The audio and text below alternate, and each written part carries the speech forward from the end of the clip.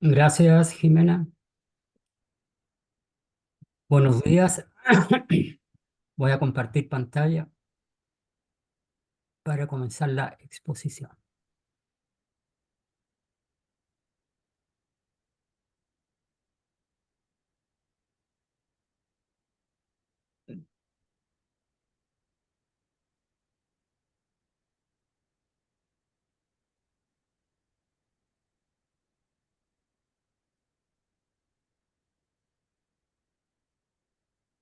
¿Están viendo la pantalla y me están escuchando? Sí, José Alberto. Sí, ya, gracias.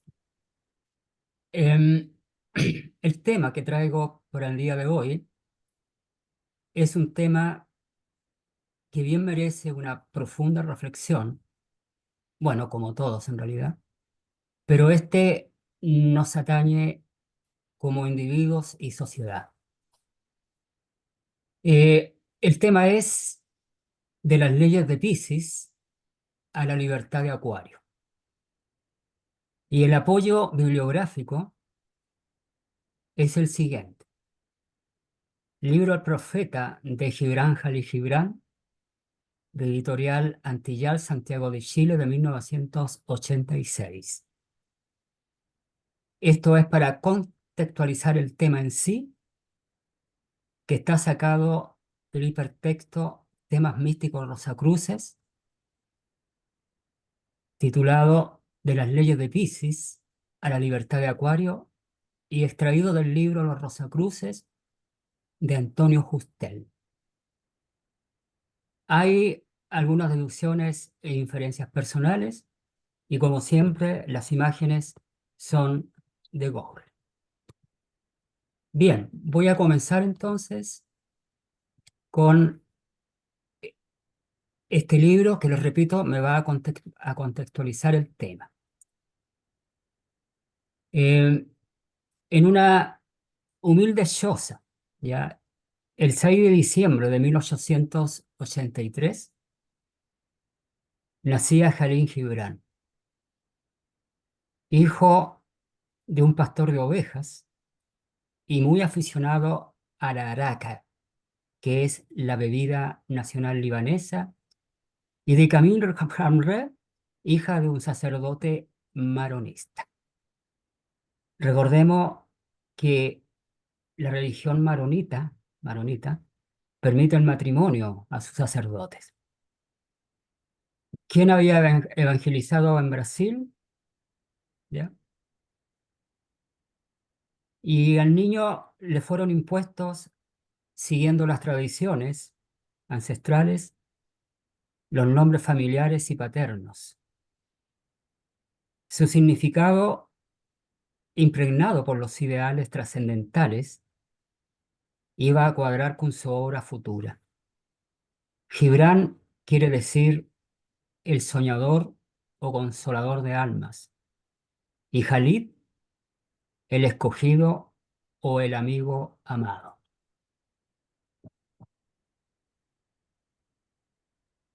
Jalid, desde muy temprana edad, fue muy precoz y versátil, dedicándose al dibujo, a la escultura, a la música y a la literatura, con mucha avidez y absorción.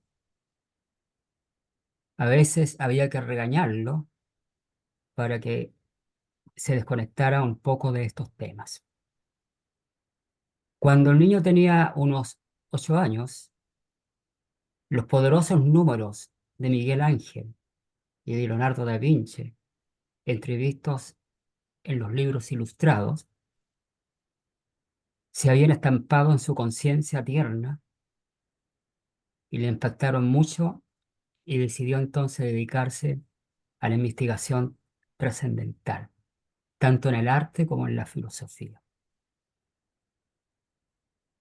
Teniendo el poeta 13 años, en 1996, presentó el manuscrito del profeta a su madre, quien, después de escucharlo atentamente, le dijo: es muy hermoso, hijo mío, pero no es todavía tiempo de publicarlo. Debe madurar con el transcurso de tu vida, porque este libro está destinado para una nueva civilización.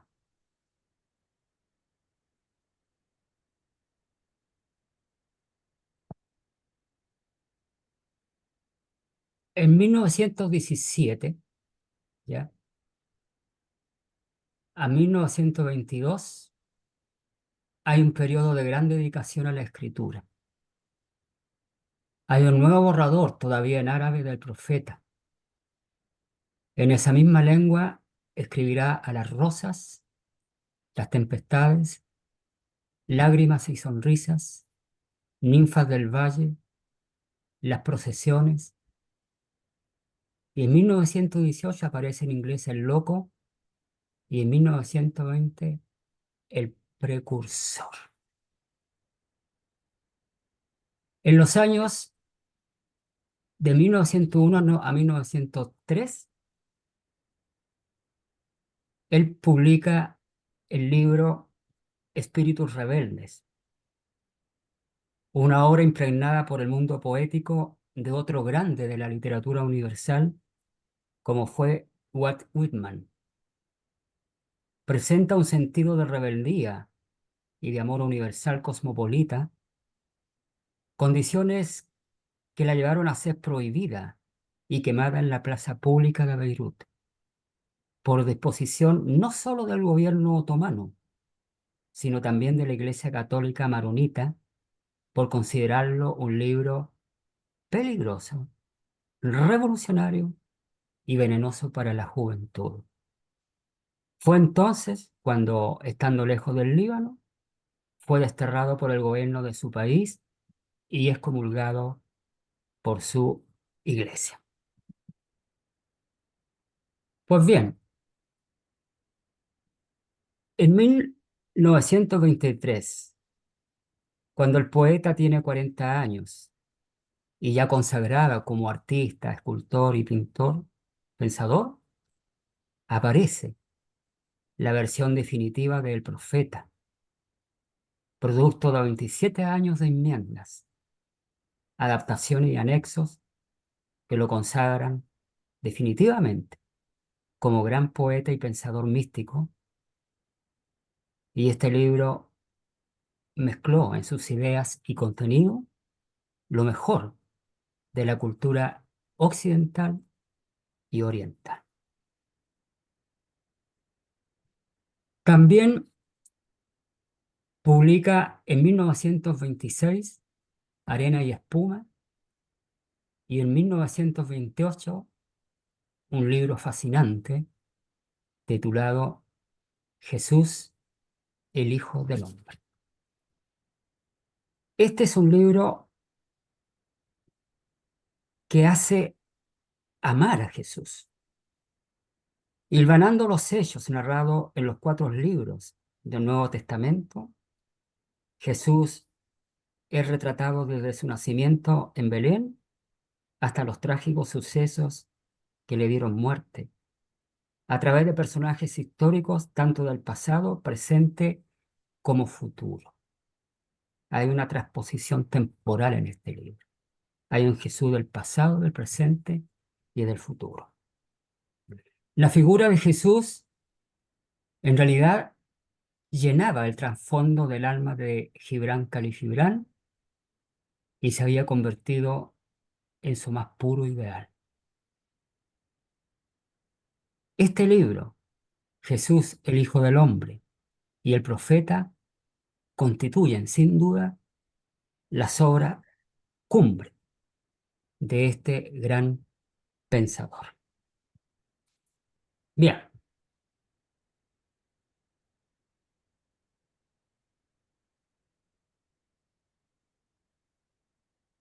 sobre el Profeta. Aquí tenemos la portada de una de las tantas ediciones. Reconocida como su obra maestra, fue labor de muchos años, de 27 años. El protagonista, el maestro Al-Mustafa, el elegido, el profeta de Dios, el buscador de lo supremo, debe partir, dejando tras de sí a la ciudad de Orfalés, que lo cobijó por 12 años. Hay todo un estudio cabalístico numérico aquí. Pero antes de su partida, el profeta se dirige a los habitantes, a los que llama los hijos de mi anhelo, y vuelca en ellos el sumo de las experiencias de su vida, les da el elixir de sabiduría que el profeta ha destilado del sufrimiento y dolor de los muchos partos de su vida. El maestro es consultado por diversos temas y personajes. Es consultado, por ejemplo, por el amor, por el trabajo. Un sastre le pregunta por la vestimenta. Un médico le pregunta por el dolor. Un pedagogo le pregunta por la enseñanza. En fin, son 26 consejos que recibe el profeta. Y en cada uno de ellos, él tiene palabras trascendentales y de sabiduría.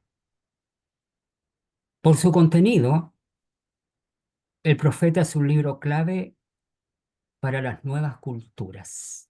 Así se le ha designado, que desde entonces se han sucedido en el mundo occidental. Expone las teorías de Gibran sobre las relaciones del hombre con el hombre. No debe buscarse en este libro un sistema filosófico cerrado ni coherente, porque no trata de ser.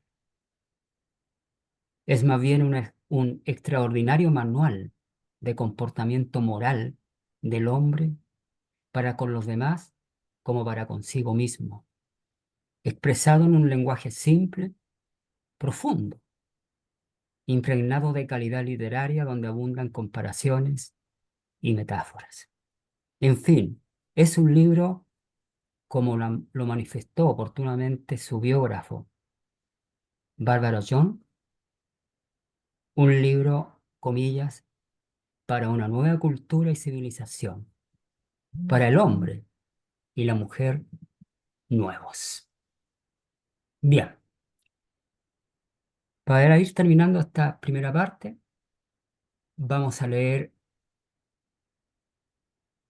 este pequeño capítulo condensado.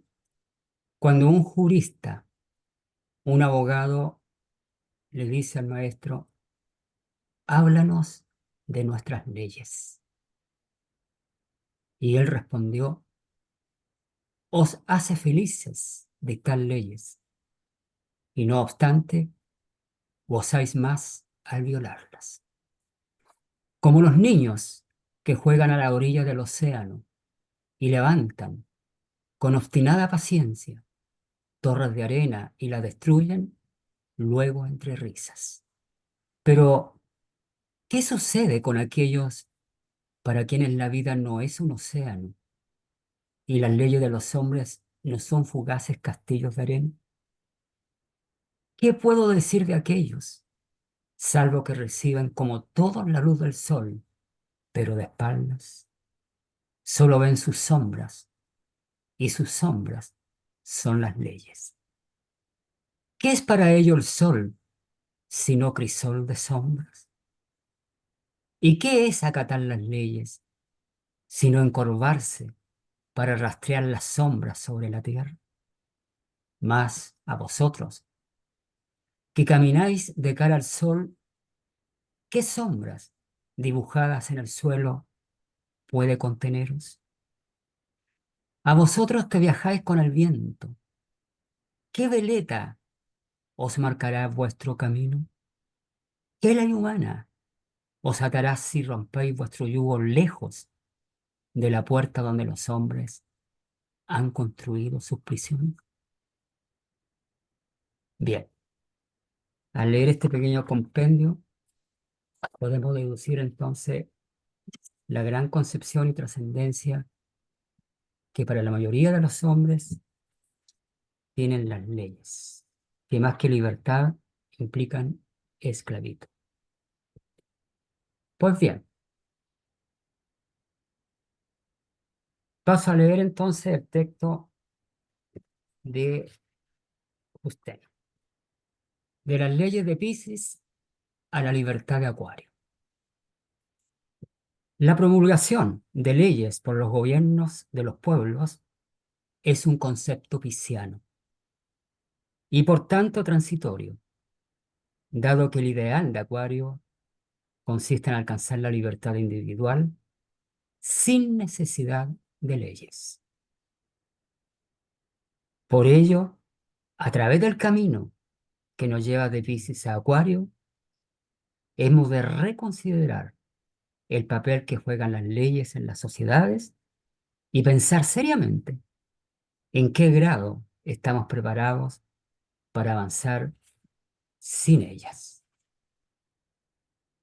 Porque a las leyes pueden serles efectuados los siguientes reproches. Número uno, tienden a inhibir a las personas ante la necesidad de pensar. Quizás esta sea la razón por la cual consultemos determinados libros y conocer las normas de etiqueta que rigen acerca de la celebración de fiestas, de bodas, de bautizos, óbitos, etcétera. Por tanto, evitar que las personas piensen y recapaciten puede equivaler a paralizarlas ante la posibilidad de su crecimiento intelectual.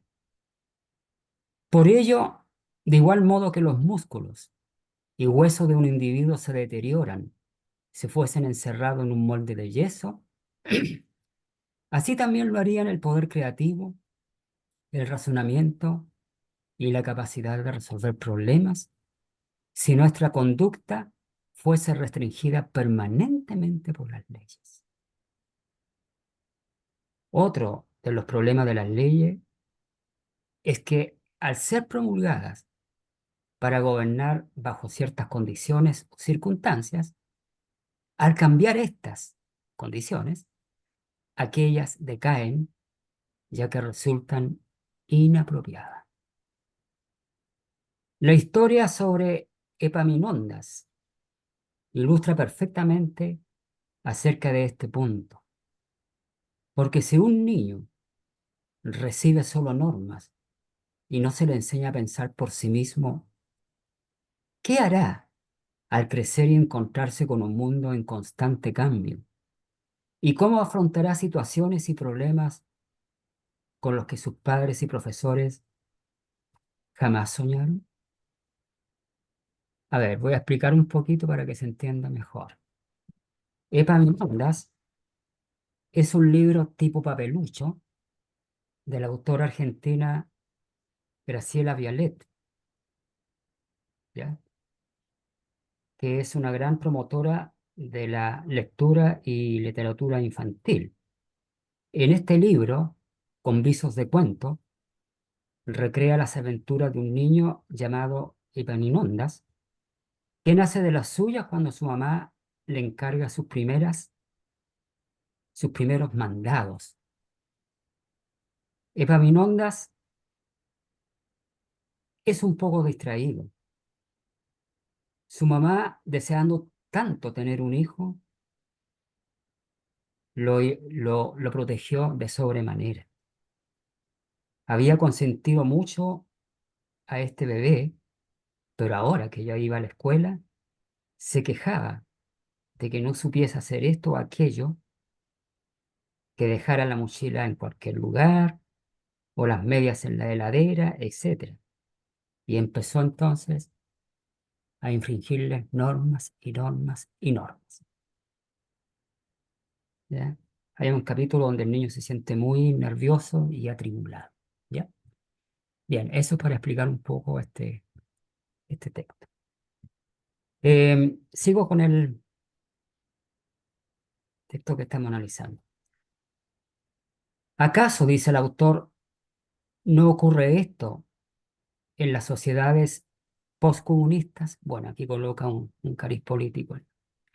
Otro problema que emana de las leyes consiste en que a veces quienes las elaboran, incluso en los sistemas democráticos, pueden equivocarse. Claro.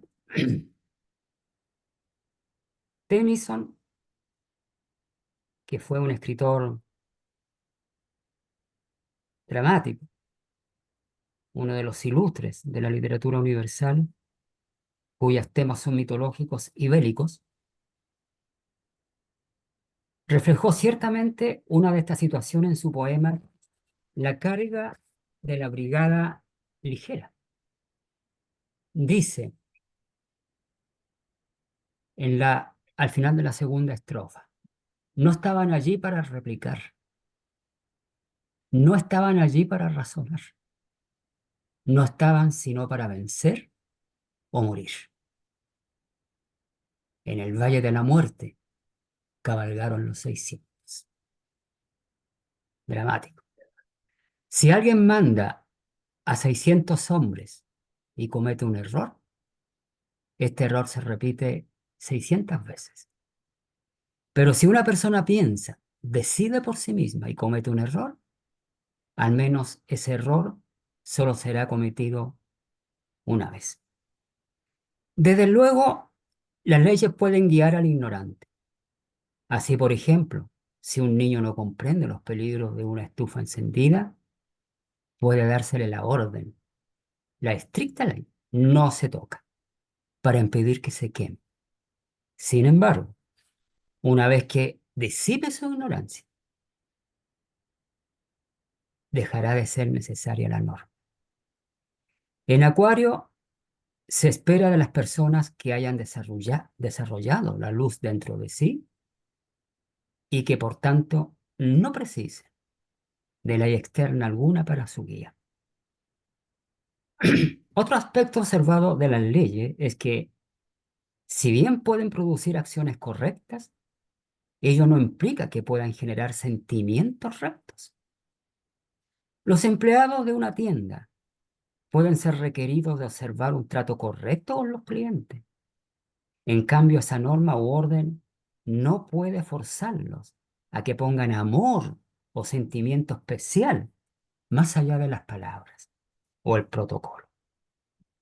Las leyes pueden exigir de las personas que firmen sus contratos, pero no que trabajen con entrega.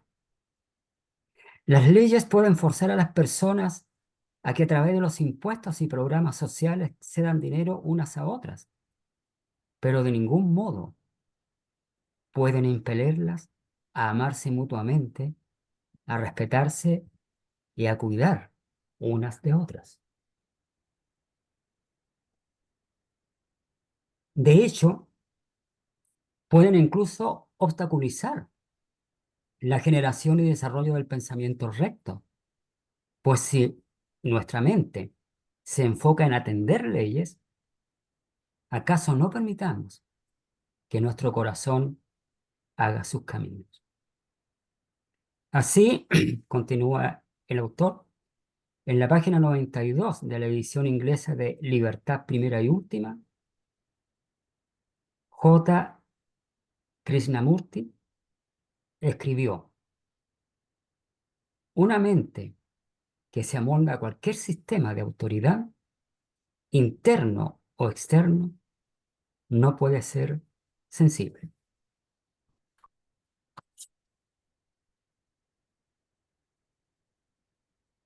Un niño no puede aprender a caminar si se le mantiene atado a la cama por miedo a que se caiga. Porque si el niño ha de aprender a caminar, debe practicar, y ello conlleva mucho esfuerzo, vacilante y numerosas caídas. En la era de Acuario, se espera de todos que hayan despertado la luz interna que guíe sus vidas. Y ellos solo podrán llevarlo a cabo si son libres para hacer sus propias elecciones y pueden apreciar las consecuencias de las mismas y por tanto aprender de sus experiencias. Las personas, cuando se les da libertad, pueden cometer errores, es cierto, pero es el único camino para que logren aprender cómo ejercer la libre elección y crecer a través de ella. Y en la medida en que los individuos de una sociedad crezcan, la sociedad en su conjunto podrá crecer únicamente. De lo contrario, se estancará. Para finalizar, recojamos en este punto unas palabras que ya en 1849 escribió Henry David Thoreau, escritor y poeta filósofo estadounidense, autor de La desobediencia civil, entre otras obras. El mejor gobierno es el que gobierna menos, y me gustaría verlo llevado a la práctica más rápida y sistemáticamente. Bien desarrollado, finalmente llevará a algo en lo que también creo. El mejor gobierno es el que no gobierna en absoluto. Cuando los hombres estén preparados para ello, ese será el tipo de gobierno que tendrán. Bien, estimados amigos, finalizo esta conferencia cuyo objetivo es nada más que incitar a una reflexión con una pregunta de inducción para todos nosotros. ¿En qué medida estamos preparados como individuos y como sociedad para avanzar sin leyes? Bien, dejo de compartir pantalla. Gracias por escuchar.